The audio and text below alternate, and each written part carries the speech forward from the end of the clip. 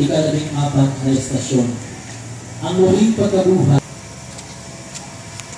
Umagang-umaga ng araw ng linggo, ang mga babae nagtungo sa libingan. Dala ang mga kabangong inihanda nila.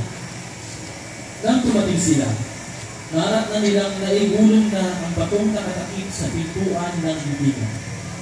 Ngunit nang pumasok sila, wala na ang bangkay ng Panginoong Hesus.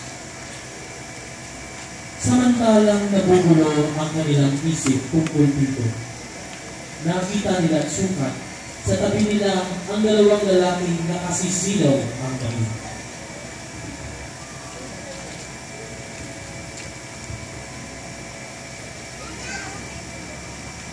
Dahil sa matinding takot, sila'y lumuhod, saya ng mukha sa lupa.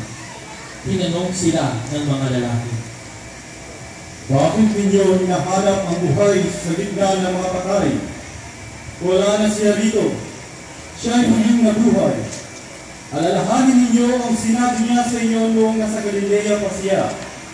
Ang anak ng tao ay kailangang may pagkanulo sa mga makasalanan at may pako sa krus, at sa ikatlong araw ay muling mabuhay." Panalangin.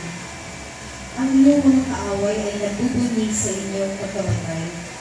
Ang mga alagad at mga kaibigan mo ay nagluluksa, sapagkat sa iyong pagkamatay, nakita niyang naglaho ang kanilang mga pangarap. Ang mga ito'y kapwa minaliit ang iyong kapangyarihan. Ang iyong tagumpay sa kasalanan ay hindi magiging ganap kung hindi ka pumangon mula sa kamatayan. Nabubuhay ka magpakailanman, Panginoon. Ito'y hamon para sa akin na bumangon mula sa libingan ng kasalanan tungo sa buhay na pagpapala. Salamat, Panginoon, sa pag-aalay mo ng buhay para sa akin. Salamat sa pagkabuhay para sa akin. Amen.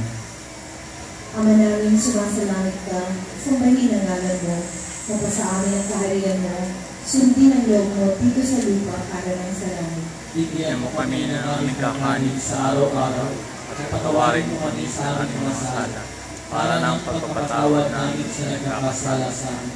At huwag mo kami ipahintulot sa tukso, at iariyan mo kami sa lahat ng kasamaan. Aba, Ginoong Maria, napupuno ka ng grasya.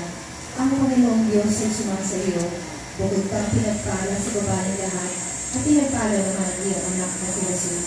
Santa Maria, Ina ng Diyos, ipanalangin mo kami sa kasalanan, ngayon at kung kami mamamatay. Amen. Luwalhati sa Ama, at Anak, at Espiritu Santo. Kapaanan noong una, ngayon at magpakilanman, magpakuwalang hanggan. Amen. Ay, humarang sa video. Down, down, down.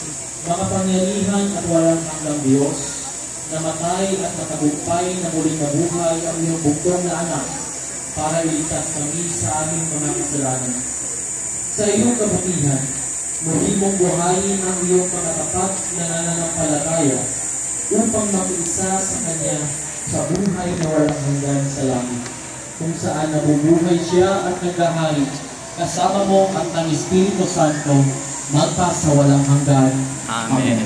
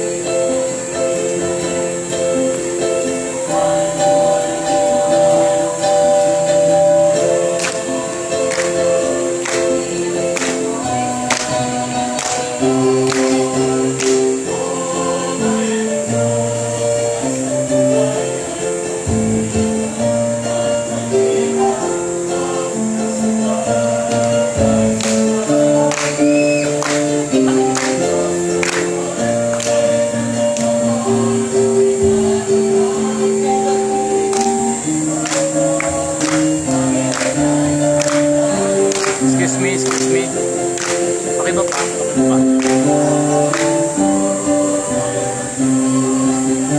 Huwag kang lalampas sa akin.